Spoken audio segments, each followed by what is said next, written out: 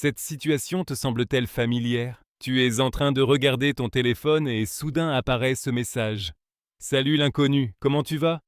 Ou le classique, j'ai pensé à toi aujourd'hui. Il vient de lui, cet homme qui a disparu sans un mot, sans explication. Celui-là même qui t'a fait te demander si tu avais mal agi, si tu avais été trop intense, si tu avais trop attendu de quelqu'un qui n'a jamais rien offert de concret. Tu regardes le message, tu le lis et le relis. Tu ne réponds pas, non pas parce que tu n'en as pas envie, mais parce qu'une partie de toi est confuse et l'autre est épuisée. À ce moment-là, le silence n'est pas le sien, c'est le tien. Un silence rempli de pensées, de questions, de ce mélange si familier entre nostalgie, colère et un profond désir de ne plus retomber dans ce qui a déjà causé tant de douleur. Pourquoi reviennent-ils? Que signifie ce message? A-t-il changé? A-t-il réalisé ta valeur? Ou veut-il simplement vérifier si tu es toujours là, disponible, prête à lui offrir ce qu'il ne sait même pas apprécier? C'est là que commence cette réflexion, car il y a quelque chose que beaucoup de femmes ont dû apprendre dans la douleur. Tous ceux qui reviennent ne le font pas parce qu'ils te valorisent. Parfois, ils veulent juste confirmer qu'ils peuvent encore frapper à ta porte et que tu l'ouvriras. C'est une conversation intime, comme si quelqu'un avec des cicatrices, quelqu'un qui s'est déjà relevé du même sol, te parlait avec amour mais aussi avec clarté. Ami, ouvre les yeux, car il y a des signes que nous ne pouvons plus ignorer. Aujourd'hui, nous allons parler de ces hommes à faible valeur émotionnelle, pas pour juger, mais pour comprendre, car lorsqu'on comprend, on choisit différemment. Et quand on choisit à partir de l'amour de soi, l'histoire change. Comme l'a dit Carl Jung, quand tu t'aimes vraiment, tu cesses d'accepter des miettes, non pas parce que tu es dur, mais parce que tu as enfin compris ta valeur. Prépare-toi à regarder ces schémas en face. Sans peur, mais avec la force de celle qui est prête à fermer des portes qui n'apportent que confusion et à s'ouvrir à des relations qui ajoutent, qui respectent, qui choisissent sans hésiter. C'est un schéma plus courant qu'on ne le croit. Il disparaît sans prévenir, sans dispute, sans raison apparente. Un jour, il est présent, te demande comment se passe ta journée, partage des mèmes, laisse entendre qu'une relation sérieuse ne le dérangerait pas. Et le lendemain, plus rien, silence total, pas un message, pas une explication, pas un au revoir. Et toi, bien sûr, tu te demandes si tu as fait quelque chose de mal. Tu repasses les conversations, tu cherches des signes, tu es rempli de doutes. Tu ressens cette anxiété inconfortable d'attendre un message qui n'arrive pas. Les jours passent, parfois des semaines, voire des mois. Et puis il réapparaît comme si de rien n'était. Un salut, un j'étais occupé, ou le classique j'ai pensé à toi. Ce moment, même bref, déclenche une tempête émotionnelle, parce que ton cœur se souvient, parce qu'une partie de toi veut croire que son retour signifie quelque chose, qu'il a peut-être enfin compris ce qu'il a perdu. Mais écoute-moi, ami, un homme qui disparaît sans explication et revient comme si rien ne s'était passé, ne respecte ni ton temps, ni tes émotions. Il montre clairement qu'il ne te voit pas comme quelqu'un dont il doit prendre soin émotionnellement. Ce type de comportement n'est pas anodin, c'est une forme d'égoïsme émotionnel. Il privilégie son besoin d'espace, ses crises, ou simplement son indécision au détriment de la stabilité émotionnelle que tu mérites. Et le pire, c'est que quand il revient, c'est en s'attendant à ce que tu sois exactement là où il t'a laissé, comme si ta vie s'était mise en pause pour lui. Beaucoup de femmes, par espoir ou par amour, accueillent de nouveau cet homme. Elles répondent au message, acceptent l'excuse. Et ainsi, sans même s'en rendre compte, elles normalisent l'instabilité. Elles normalisent l'idée qu'un homme peut disparaître quand ça l'arrange et revenir quand il veut, sans conséquence. Mais ça, ce n'est pas de l'amour. C'est une relation centrée sur son confort, pas sur ton bien-être. Carl Jung disait « Tu n'es pas responsable du comportement des autres, tu es seulement responsable de la manière dont tu te traites toi-même. » Et quand tu acceptes ces retours sans explication, tu es en train de te dire, inconsciemment, que tu mérites aussi peu que ce qu'il est prêt à offrir. Ce type d'homme ne part pas parce qu'il est perdu. Il part parce qu'il le peut, parce qu'il ne considère pas tes émotions comme précieuses, ni ton dévouement comme quelque chose qu'il devrait protéger. Et lorsqu'il revient, ce n'est pas par amour, c'est par besoin. Peut-être s'est-il ennuyé, peut-être a-t-il échoué ailleurs, Peut-être veut-il simplement vérifier si tu es toujours là. Mais tu n'es pas un bouton de redémarrage. Tu n'es pas un refuge émotionnel pour quand ses plans échouent. Tu es une femme entière, avec des émotions réelles, avec des blessures qui ne méritent pas d'être rouvertes encore et encore par quelqu'un qui ne sait pas rester. Reconnaître cela, ce n'est pas être froide, c'est faire preuve de sagesse émotionnelle. C'est comprendre que l'amour ne devrait pas faire mal. Celui qui te valorise ne disparaît pas.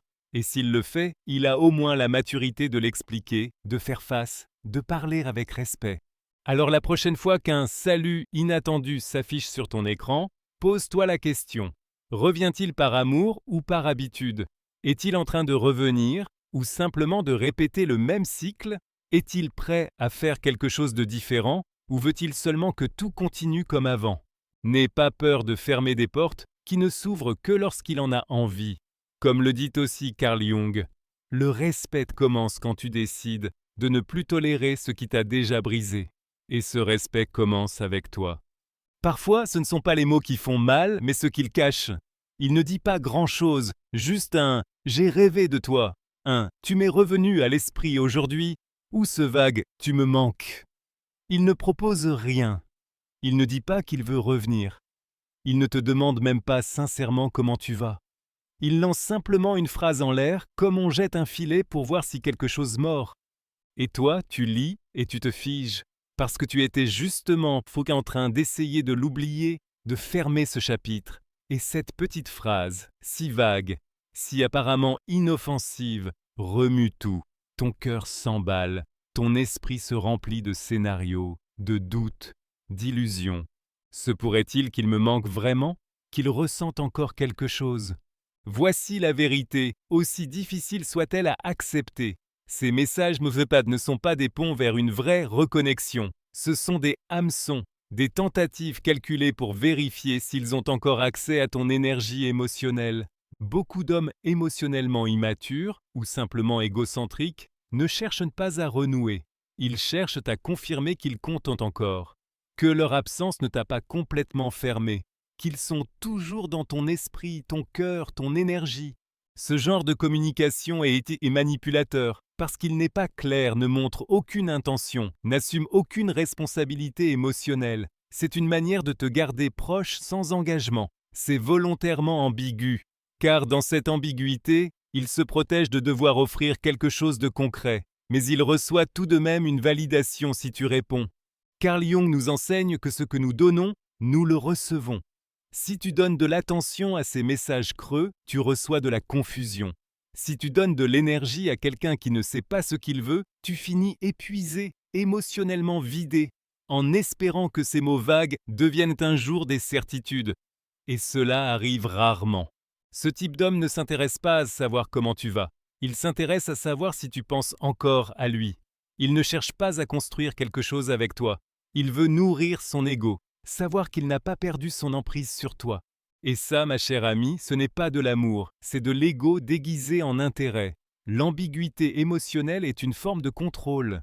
Il envoie un message, attend ta réaction, et selon ce qu'il reçoit, il décide s'il s'approche, s'il s'éloigne à nouveau, ou s'il te laisse simplement là, bouleversé émotionnellement, sans aucune clarté. C'est un jeu épuisant, qui piège, qui te fait sentir constamment en dette émotionnelle, dans l'attente de quelque chose qui ne vient jamais. Beaucoup de femmes tombent dans ce piège, car on nous a appris à voir chaque geste comme une preuve d'amour, à tout romantiser, à croire que s'il a pensé à toi, c'est qu'il tient à toi. Mais il faut apprendre à faire la différence entre l'amour et l'habitude, entre un véritable intérêt et un besoin de validation.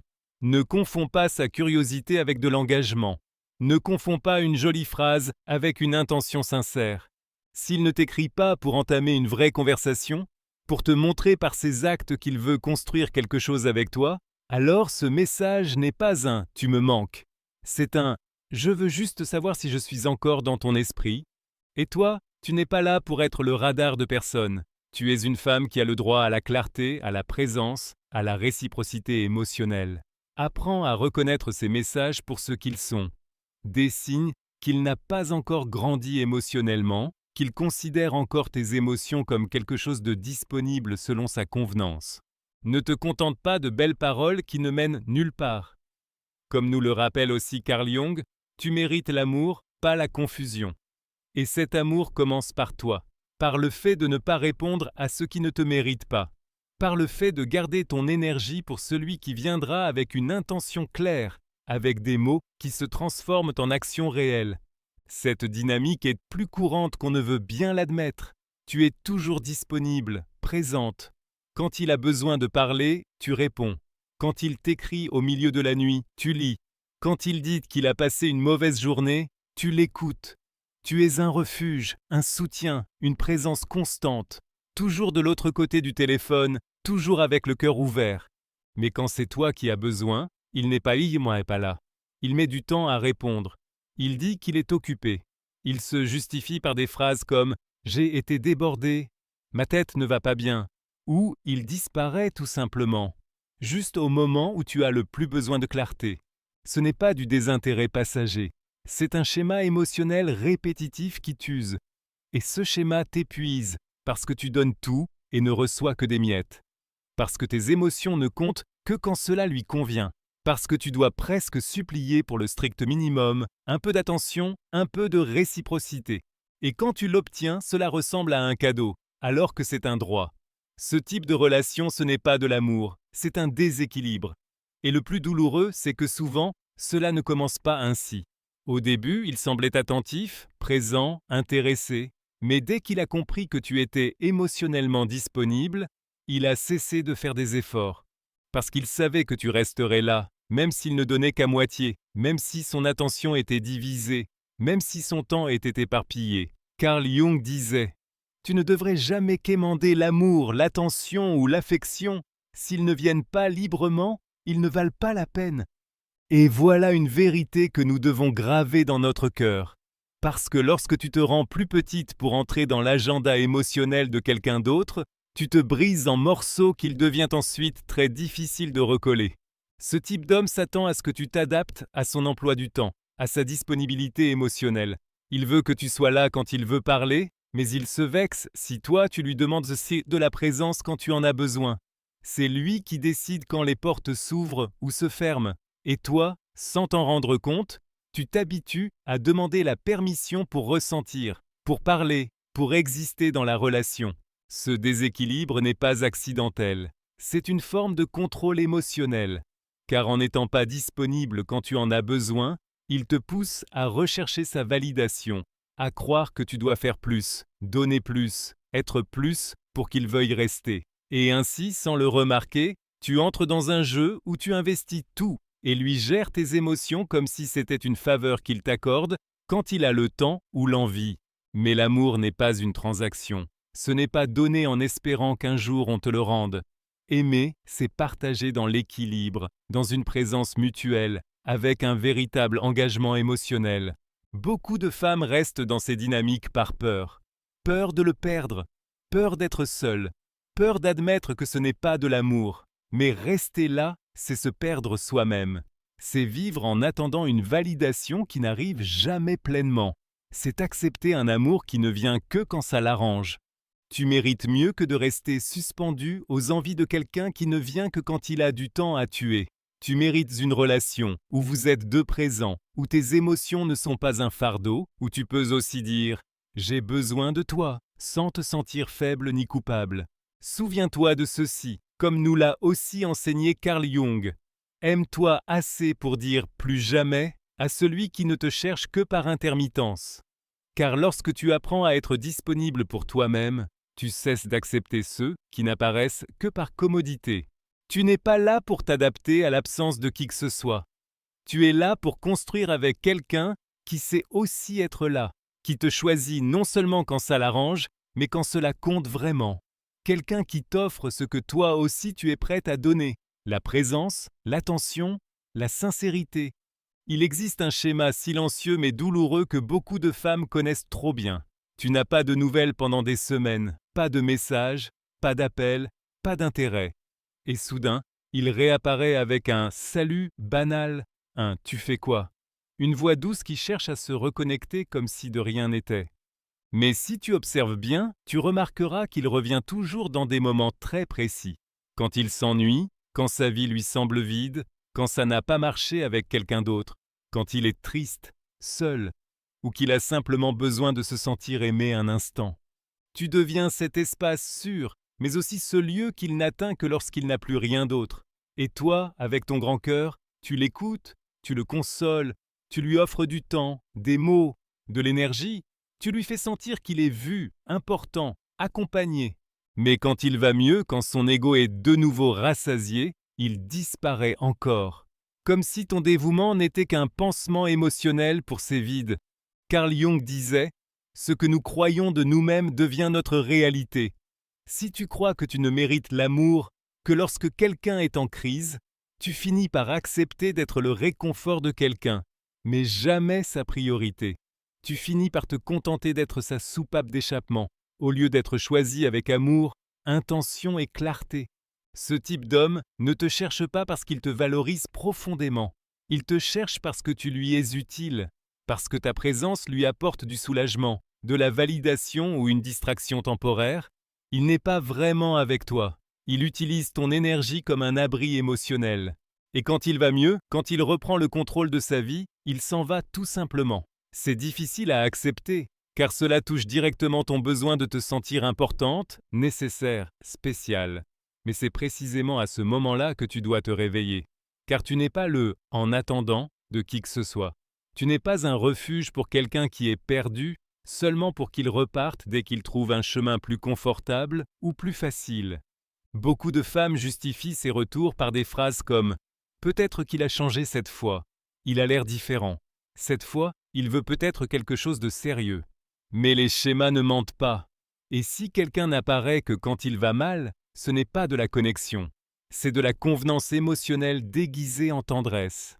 Une vraie relation se construit dans la constance, dans les bons jours comme dans les mauvais, pas seulement quand l'un des deux a besoin de réconfort. Tu mérites si d'être aimé pleinement, pas utilisé dans les moments de manque. Tu mérites un amour qui reste, pas un amour qui te rend visite quand la solitude se fait sentir. Et oui, ça peut faire mal de prendre conscience de cela. Mais cette douleur est aussi le début de ton éveil. Car lorsque tu décides de ne plus être disponible pour celui qui ne te cherche que depuis son vide, tu fais un immense pas vers ta dignité émotionnelle. Quand tu dis non au rôle de sauveuse, tu t'ouvres enfin au rôle que tu mérites, celui de partenaire égal, choisi sans condition. Rappelle-toi, tu n'es pas un plan B, tu n'es pas une station de passage. Tu n'es pas là pour être le soutien émotionnel de quelqu'un qui n'a pas su prendre soin de ce qu'il avait. Comme nous le rappelle Carl Jung, tant que tu ne te donnes pas de valeur, tu ne donneras pas de valeur à ton temps. Et tant que tu ne donnes pas de valeur à ton temps, tu n'en feras rien. Valorise ton temps, valorise ton énergie, ne la donne pas à quelqu'un qui n'apparaît que quand il se sent vide, car lorsque tu te choisis, tu élèves aussi le type d'amour que tu es prête à accueillir. Tu mérites d'être recherché avec intention, pas par ennui, avec respect, pas par anxiété, avec engagement, pas par besoin. Et cela, seul quelqu'un qui s'est déjà choisi lui-même pourra te l'offrir. Il y a un moment que beaucoup de femmes redoutent, mais qu'elles ont besoin de vivre, celui où tu décides de parler avec honnêteté.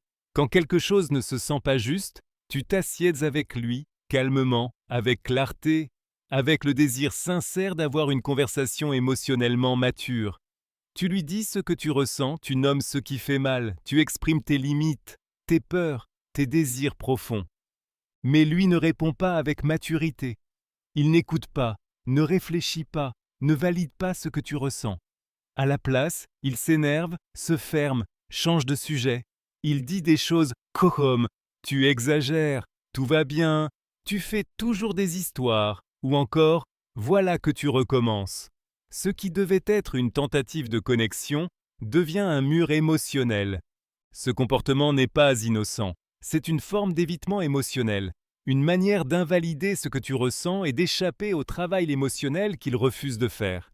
Et c'est aussi une forme subtile de manipulation.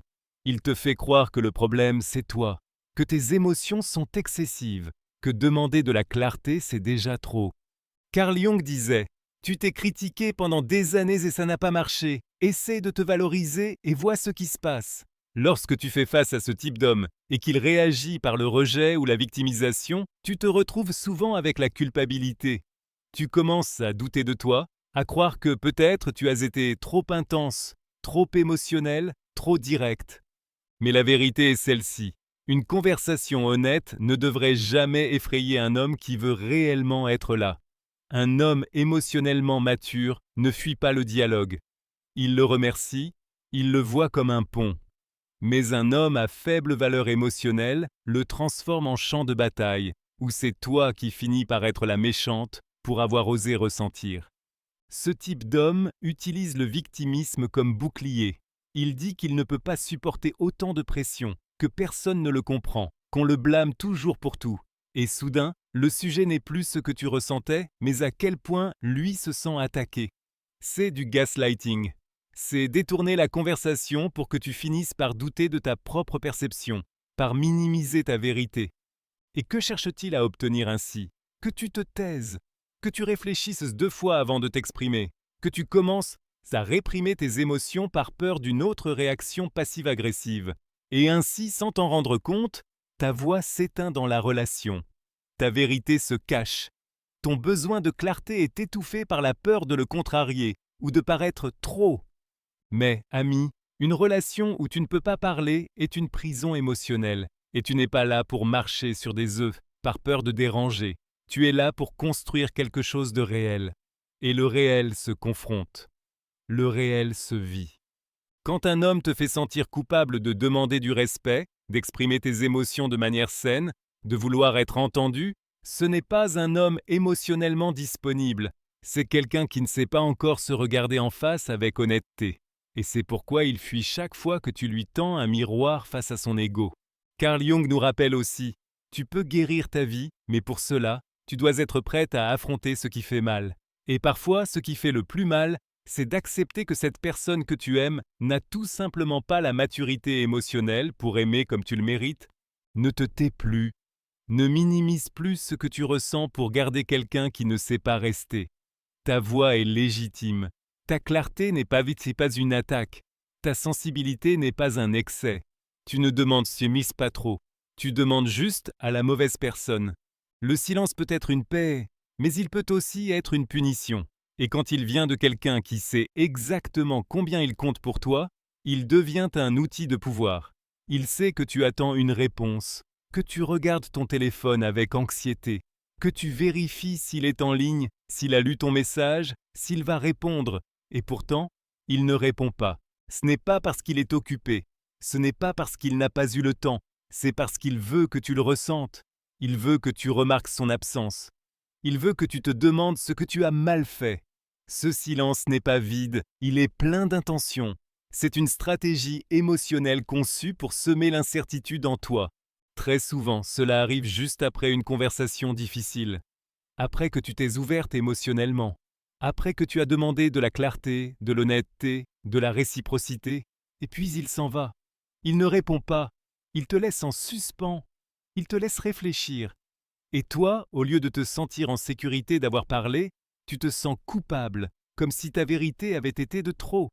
Carl Jung disait « L'amour ne punit jamais, l'amour ne blesse pas, l'amour guérit. » Et quand quelqu'un utilise le silence comme punition, ce n'est pas de l'amour, c'est de la manipulation.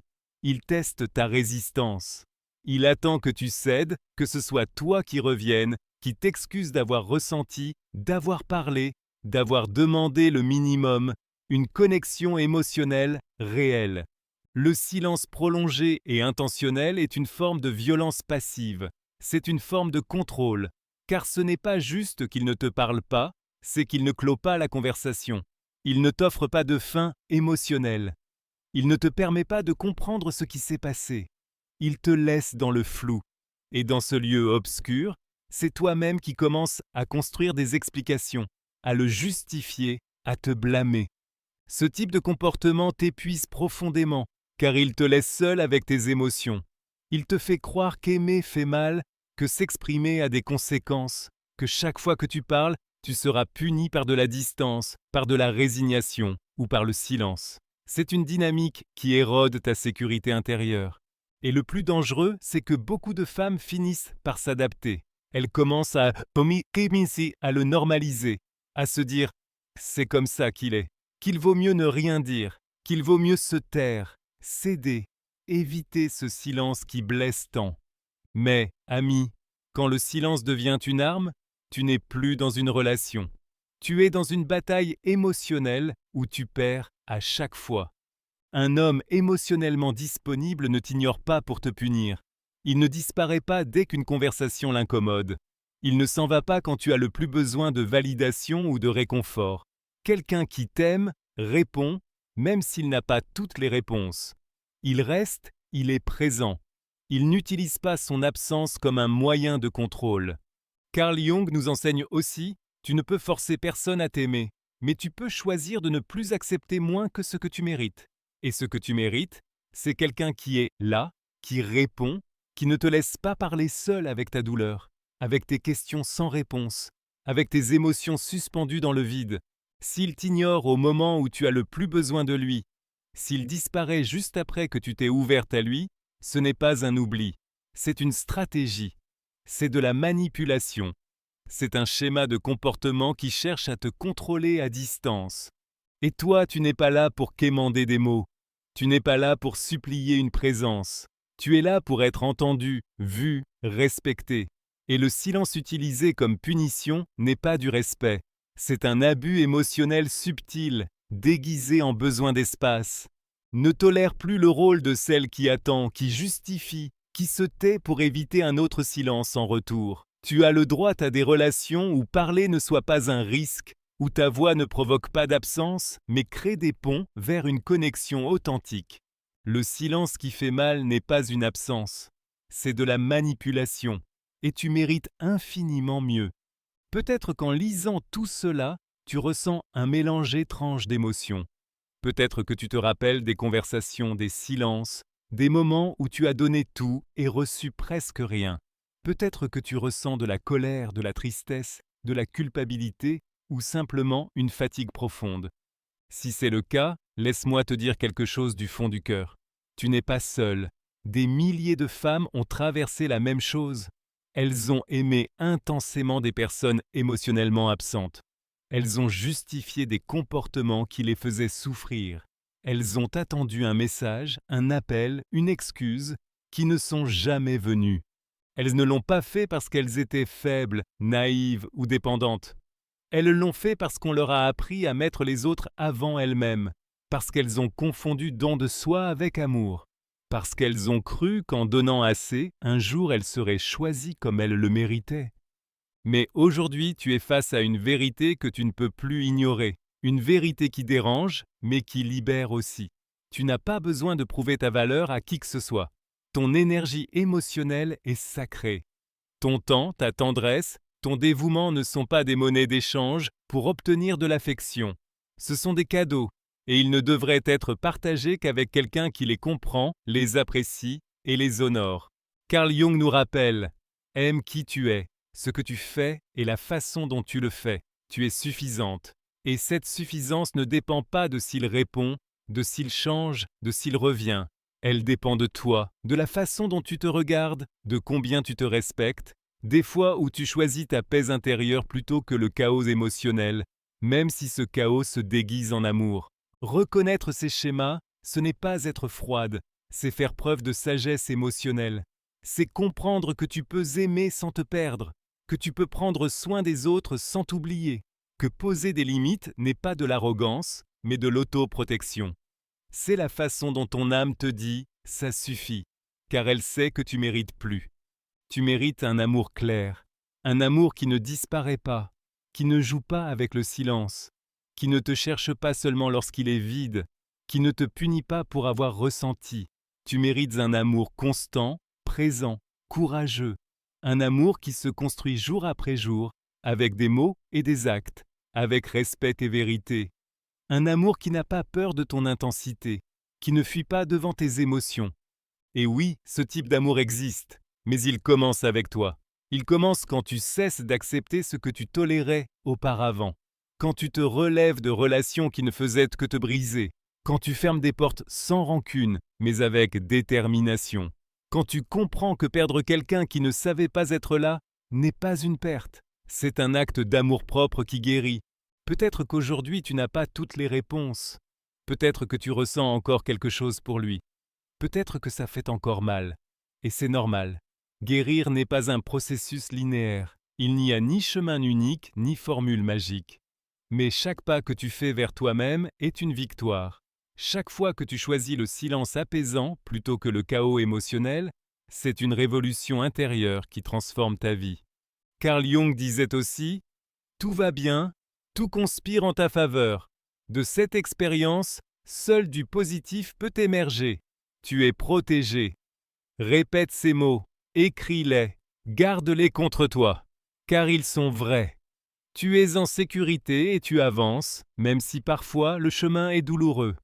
Chaque jour, tu te rapproches un peu plus de cette version de toi qui ne se contente plus de miettes, qui ne cherche plus chez les autres ce qu'elle a appris à se donner elle-même. Une femme qui a compris, qui s'est réveillée, qui s'est choisie. Et ce geste d'amour-propre change tout. Si un jour le doute revient frapper à ta porte, souviens-toi de ceci.